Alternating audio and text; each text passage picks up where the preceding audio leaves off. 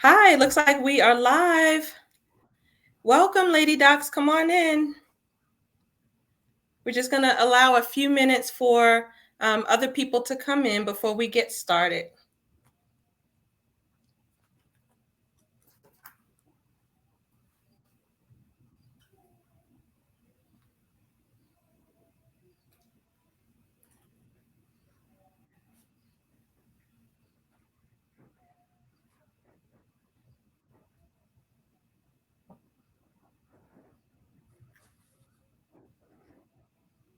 Okay.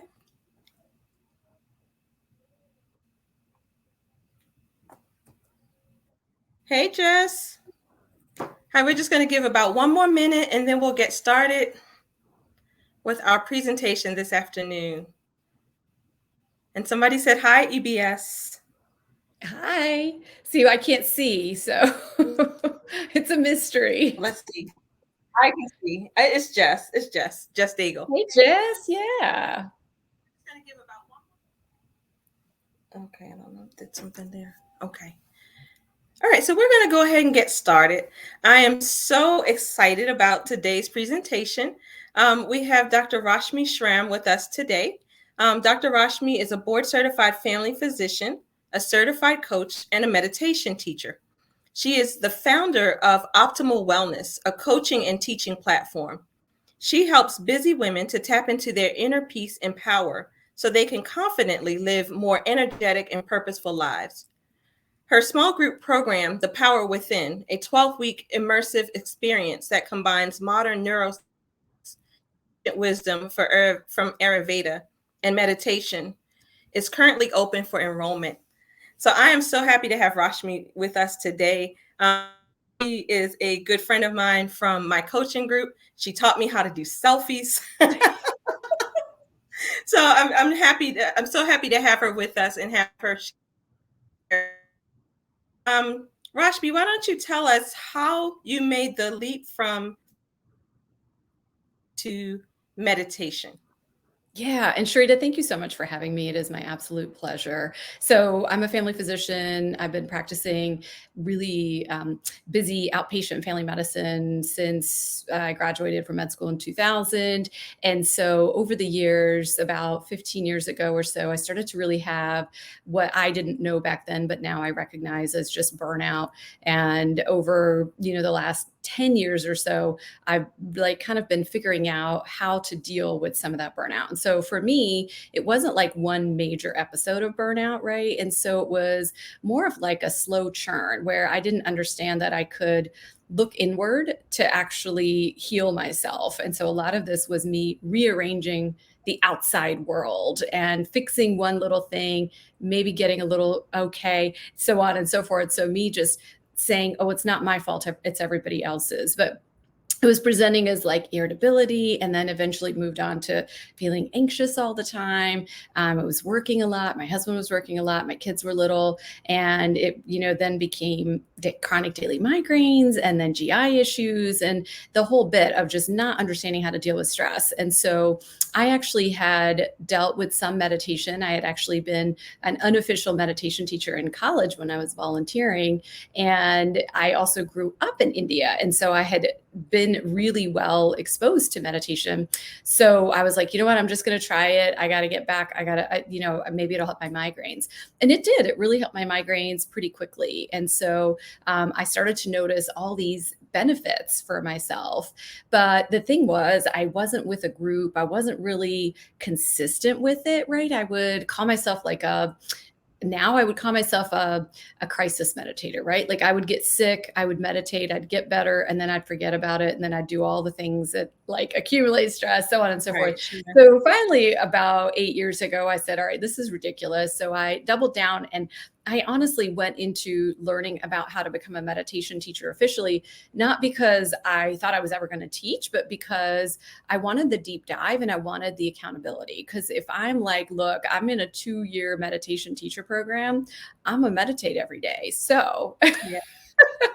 so it was really, yeah. So the whole thing was very selfish. It was for me to solve a problem for myself. And along the way, I was doing a little bit of a DPC kind of private practice. And I thought, well, let me add in some coaching. So I started taking some coaching classes and I was like, oh my God, this is amazing. So then I kind of went a little bit more into the coaching bit without necessarily. So it's been a real circuitous route and it's been super, super fun. So over the last year and a half, I've really been super focused on just really combining meditation with coaching and Ayurveda.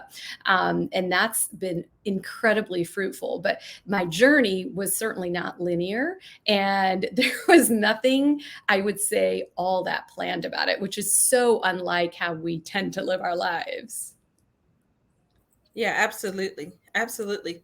So, tell me, you said you saw a lot of benefits to meditation as being your solution to the burnout you were.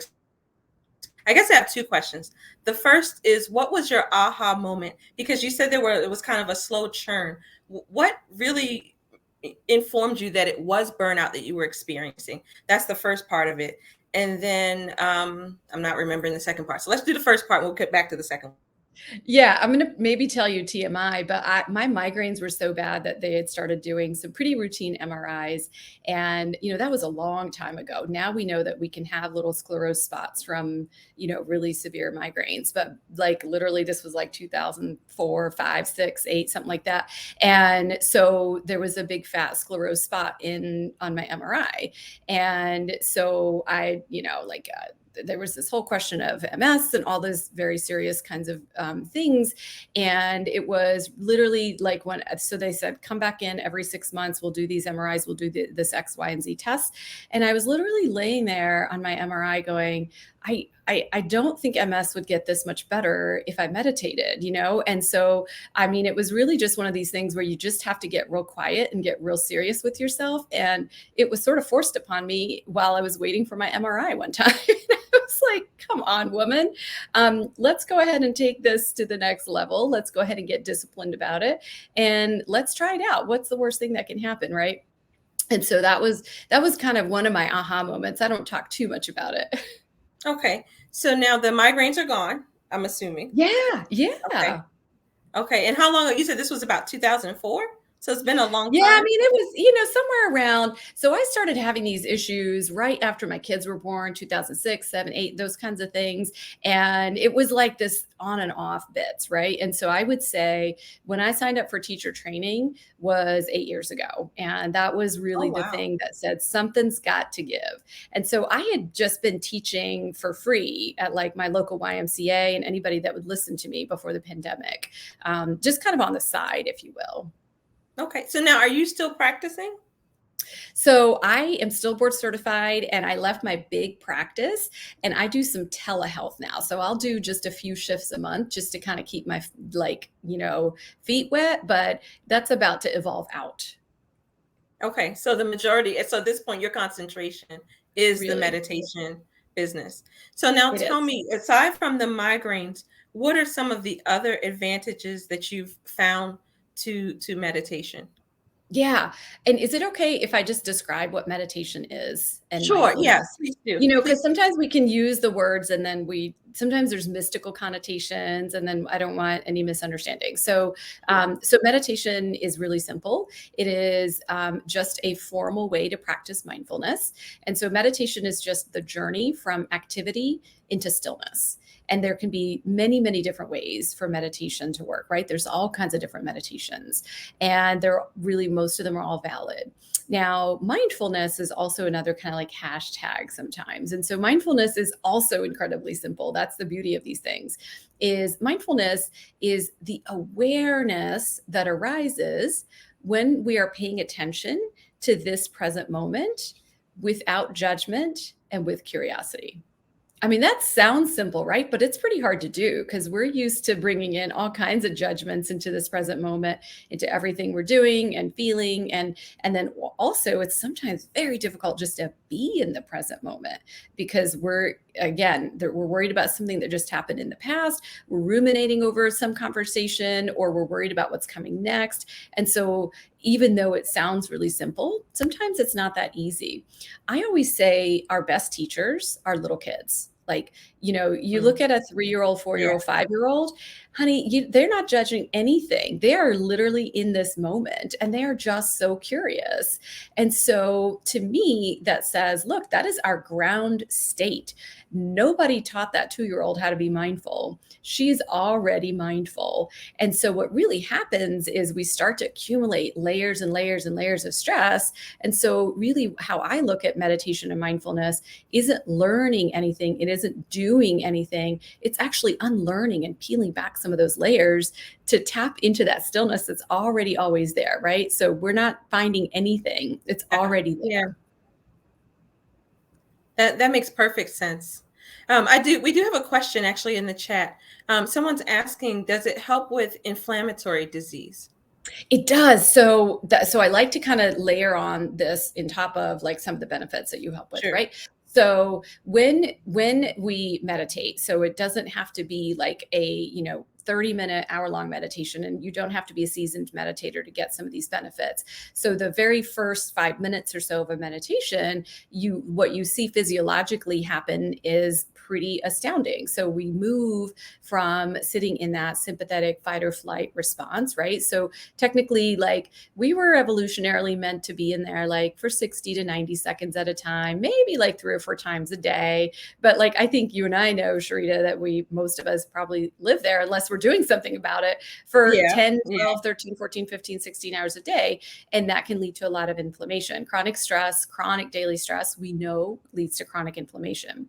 And so what happens is, even first time meditators, we move from that sympathetic go into the parasympathetic rest and restore response. And we're not trying to lower the heart rate. We're not trying to lower the breath rate. It automatically slows down. And obviously we know what happens in the parasympathetic response because, physiologically, blood flow begins to change. So there's more blood flow within the gut. There's better blood flow in different parts of the brain.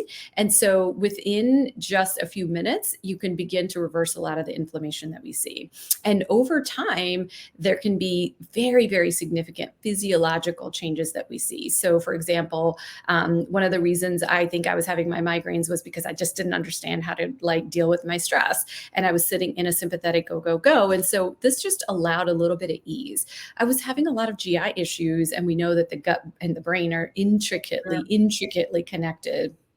And so I started to have some relief of my GI issues as well. And we know that when we're in the sympathetic response, right? Like if we've turned on the same response as when our ancestors had to survive a saber-toothed tiger, well, goodness, that was no time to worry about reproduction. That was no time to worry about, digestion. Let's just try to survive. And so when we go into the rest and restore, then blood flow is restored back, into different parts of the gut. And then the brain is really a cool thing that happens too, is, when we sit in the sympathetic response, we can see a lot of blood flow in that limbic system. So the hypothalamus, the amygdala, kind of that fight or flight centers. And there's not as much blood flow in the prefrontal cortex. Whereas during meditation, we see the opposite. So we start to see more blood flow into the prefrontal cortex.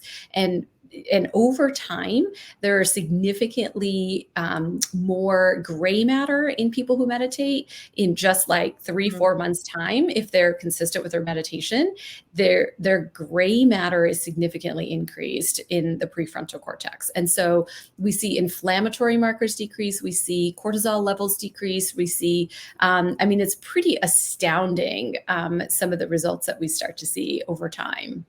Wow. So you say consistently. What does that look like? Like, is it once a week, once a day, several times a day? Yeah, so consistency for meditation really is just once a day, right? And so it would be like exercise. And so, of course, like, my smart aleck comment to my patients started to be like, how many times a week do I need to exercise? And I'm like, only the days that you need to eat. And so, it's kind of the same thing. It's like only the days that you have stress. And so I generally recommend just starting off with 5 minutes a day. And most people aren't all that averse to trying 5 minutes a day. And that's really where we start off. Okay, But so once you, hold on. I have to stop you. So you're telling me that 5 minutes a day is going to get me the results that you're talking about. so It's let going me to tell you what I'm talking lower about. my So the, cortisol. the results, yeah. So the results are based on like the kind of meditation, right? So you and I, we're going to do a meditation today. We're going to do a mantra-based meditation that's been studied.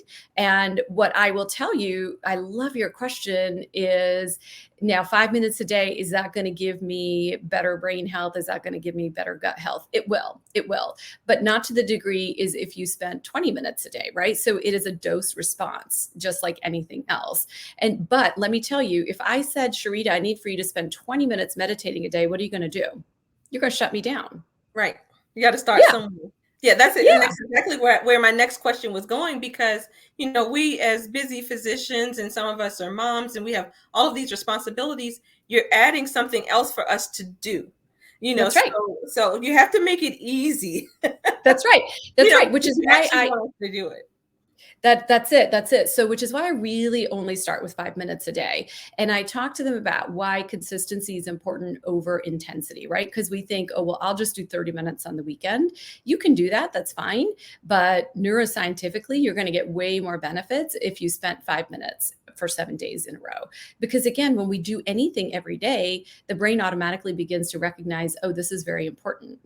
There must be something to this, right? And then when you start to see the benefits, which start to show up right away, quite frankly, for most people. And what will happen, Sharita, is when I do get folks started on 5 minutes a day, they automatically have increased it in 2 weeks by the time I've got to follow up with them, because they start to see some of these benefits. When their timer goes off in 5 minutes, they're not ready. And so they've automatically moved it somewhere to 10 minutes to 12 minutes. But I don't tell them that. I just wait. And I'm like, oh, 5 minutes wasn't enough. Well, that's cool. And so, and then there's a different kind of meditation that I can certainly give you like a little link to too, if somebody wants to try it. But that's called Yoga Nidra, and that's really fully guided, and that is a sleep-based meditation. It is incredibly powerful. I don't know if you know who Andrew Huberman is, but he's a Stanford neuroscientist who is like kind of front and center of like what I joke around as being the Yoga Nidra movement. And he has the Huberman podcast. I don't remember what it's called, the Huberman show, something like the Huberman Lab. And it's generally globally either the first or second rated global podcast. And so he explores a lot of these mind body and or biohacks, if you will, right? And so he doesn't quite call them that, but it's very, very popular. And he talks about how in 10 years time, he's not missed a single day of his Yoga Nidra practice. And he has dubbed it NSDR, which, non-sleep deep rest. And so it's fine, right? So it piques your interest when I say, why don't you try this NSDR practice versus why don't you try one of my Yoga Nidras?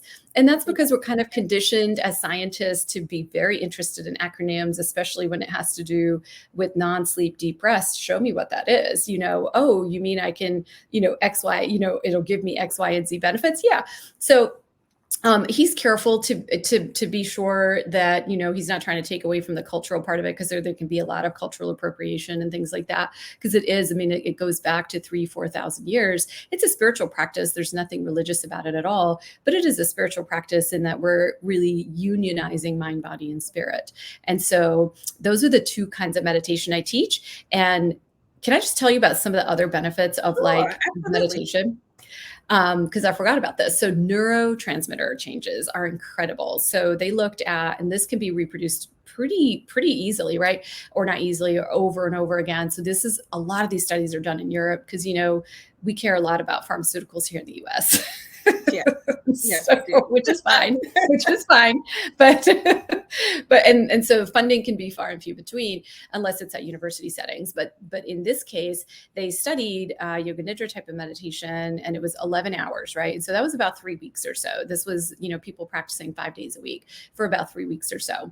And what they saw was pretty astounding. So they saw endogenous increases in serotonin by 35 to 40%, endogenous increases in DHEA, which is of course really rejuvenating, by 35 to 40%. And my favorite was an endogenous increase in sustained dopamine of 60% in 3 weeks. Wow. There's not a drug in the world that can give you that with zero side effects, right? Absolutely not. Wow, I've talked to you about this before, and it always just really fascinates me. Especially thinking about the neurotransmitters and the gut relationship and all of that, and then just the fact that This highlights that there's a definite connection between our minds, our bodies, and our spirits. And I feel like, until we recognize that and begin to integrate it into our approach, we're going to, keep having some of the problems that we do. Absolutely, 100%. Yeah. So, how would you convince us physician women to start meditating? What's our beginning approach? I know you mentioned 5 minutes. Is there a particular time of day? Where should we be in a quiet, dark room? Give us the details.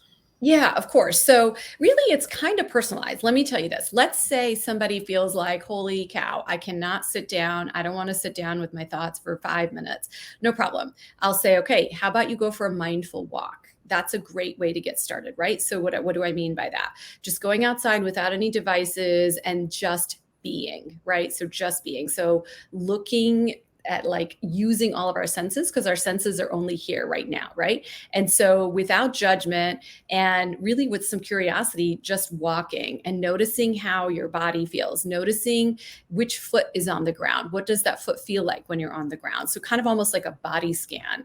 That's an easy way to get started. So that I'll actually, a lot of times I'll have people start with just mindful walks, and people are usually pretty excited about that. And you can start to have some shifts that way. And then when somebody's ready to try meditation, I mean, I have some 5-minute micro meditations. I have some 10-minute ones. I have 12-minute ones, and they're really all very evidence based. And then, the NSDR or Yoga Nidra, those are the ones that actually will hook most people. I'll be honest with you, it hooks people. So now the Yoga Nidra is, you said it's non-sleep deep rest, right? Yes. So I would imagine you're not walking when you're doing You're that. not, yeah, you're literally lying down Okay. in the most comfortable position you can be in, and you're following along, and it's fully guided. And so Okay. it's a combination of breath work, right? So we know that breath work can be really powerful. It's a combination of that. It's a combination of body scanning. It's a combination of mindfulness techniques that we use. And we also use intention, right? Because a lot of times when we are moving in certain directions, we might, if we don't have a big intention, we might not be able to realize it. And so we use affirmations, we use intentions, and we really implant those as seeds into the subconscious mind, because within Nidra, it actually brain waves look like you're asleep, but you're actually following a guidance, if you will. So you see, even first time Nidra people going into alpha brain waves, right? So that's kind of like a really malleable state. It's like, you're about to fall asleep, but you're not asleep. And then we see, even theta waves and delta, which is really technically deep sleep. But people can come out and say, these are all the things that I experienced. So how long do the effects last? So, if you've been meditating consistently, say for 30 days, and then you stop, how long would you continue to see those effects? I think it depends, right?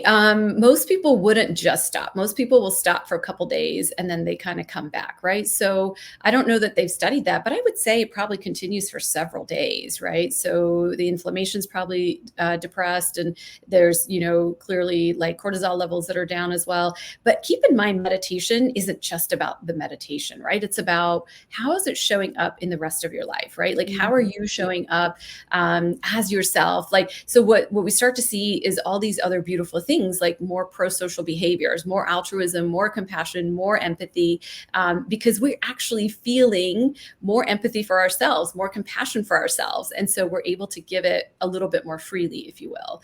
And so, yeah. No, I was just going to say, so it sounds like what you're saying is once you try it, you're going to be hooked. And so if you get away from it for a few days, you're going to miss it and come back. Yeah, and the truth is it looks really different for different people. So I'll have people who come and go, and then once they kind of finally, come in and get a little bit more committed, if you will. I don't even know if that's a word. I don't really like to use those words, but then there's the mantra-based meditation. There's a personalized mantra that like Tripper Global, they didn't invent it or anything. They didn't come up with it. It's a 3,000-year-old practice. Deepak just brought it from from the east to the west, where your own mantra is calculated. And so, like, I go back to Chopra, I give them the information, they give me the mantra, and then we have a mantra ceremony, and they're off to the races. I don't see them. I say, you have a lifetime of access to me. And sometimes they'll still, 2, 3 years later, they'll be like, hey, I'm having this experience. What's up with that? Or they'll come into one of my groups. So there's like support that's all kinds of different ways, if you will. Okay. So why don't we try some meditation? Does that sound That sounds good? great. You have one that Yeah. you can try with us? Okay. Sure. Yeah, let's do All it. right. So why don't we'll try mantra based meditation. So mantra or mantra, depends however you want to say it, just means mind vehicle. And so what we do is we just give the mind, like our monkey mind, something to do while we go into a little bit of a quiet space. And so I'll Okay. introduce a mantra for us during the meditation.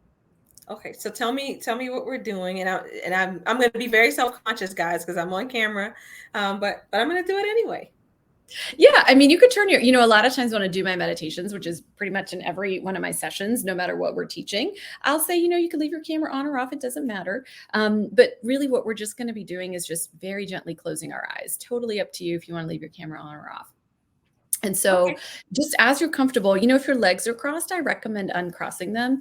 If you don't have back support, it's nice to have some back support just so your back is a little bit straight. And then, just as comfortably as you can, just very gently close your eyes. And once you've closed your eyes, just have your hands on your lap in a very gentle way. And let's just take a few deep breaths together. And with each exhalation, just letting go of anything that's no longer serving you. Any thoughts, any worries, anxieties. Just gently allowing them to go with each exhaling breath.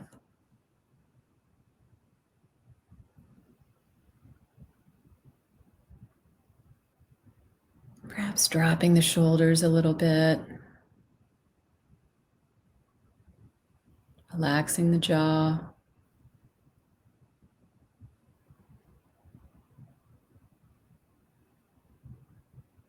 And then just bringing your attention very gently to your breath at the level of your heart without trying to alter it in any way, just noticing the breath.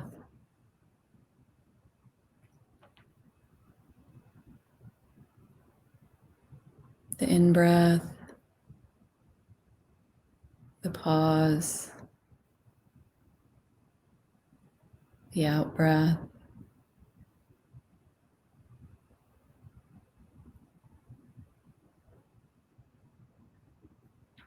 And when you notice that your mind has wandered, you've done nothing wrong. Just gently return back to your breath.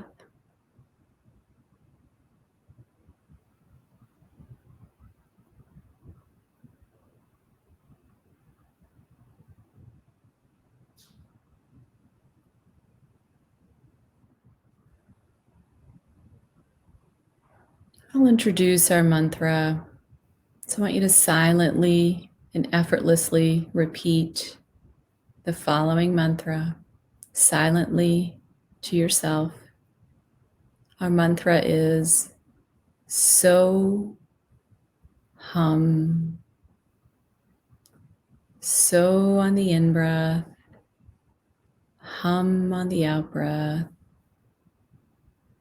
So hum.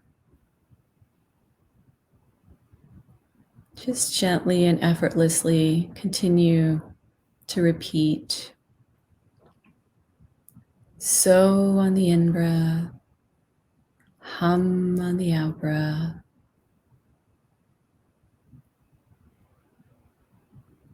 And I'll mind the time.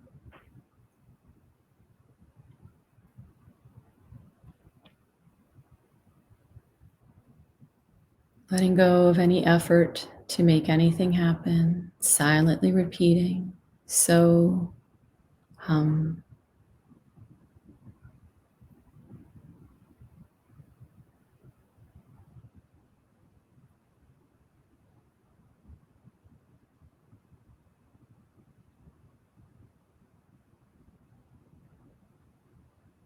And when your mind has wandered, just gently return back to so hum.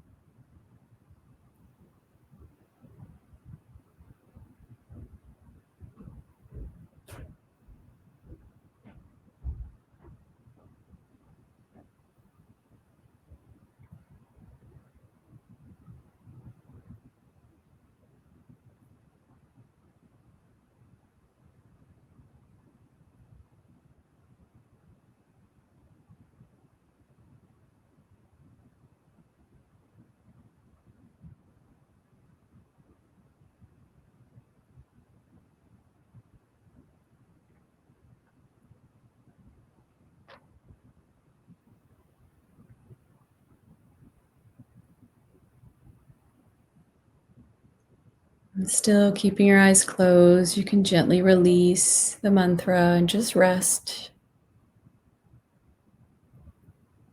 Just rest in being.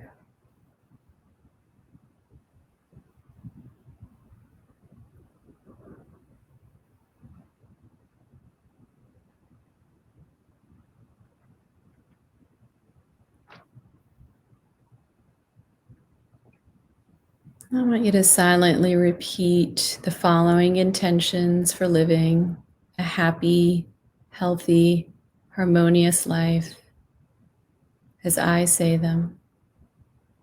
Simply drop these intentions into your being silently. Joyful, energetic, healthy body.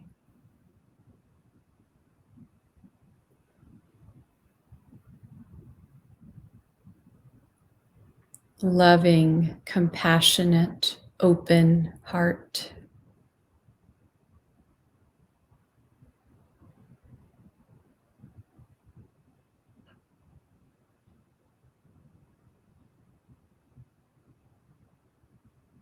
Reflective, alert, peaceful mind.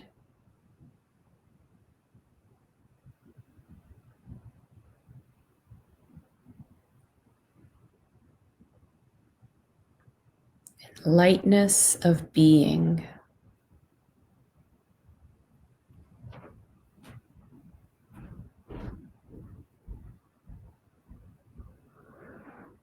Now just gently taking a few deeper breaths, coming back to the body, still with your eyes closed, perhaps wiggling the toes, the fingers, putting your palms together at the center of your chest, at the level of your heart, and bringing in a deep sense of gratitude, gratitude for yourself, gratitude for your higher self, gratitude for creating this space in your very busy life. And just as you're ready, you can gently open your eyes.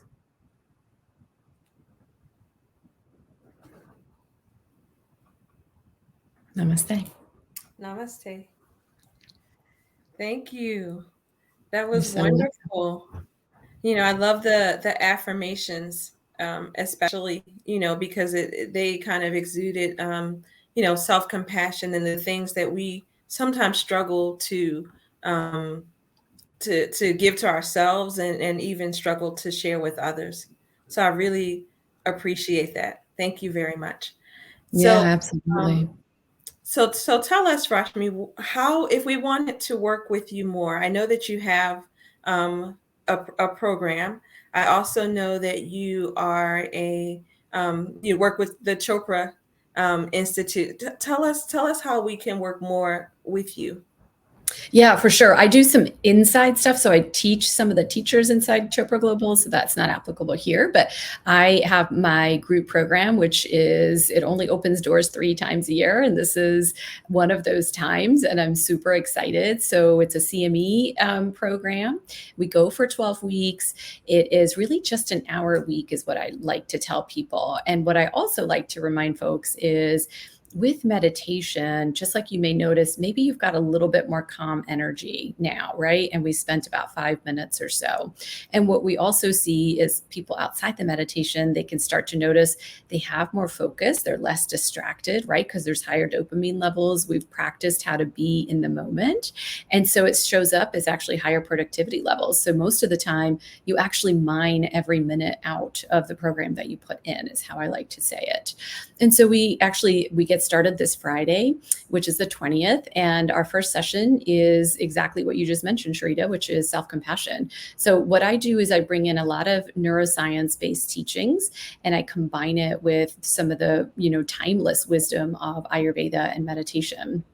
And they go so incredibly well together. There's a really incredible synergy. And we have a very small group of women. And together we take this beautiful journey with, we go through meditation, mindfulness, Ayurveda.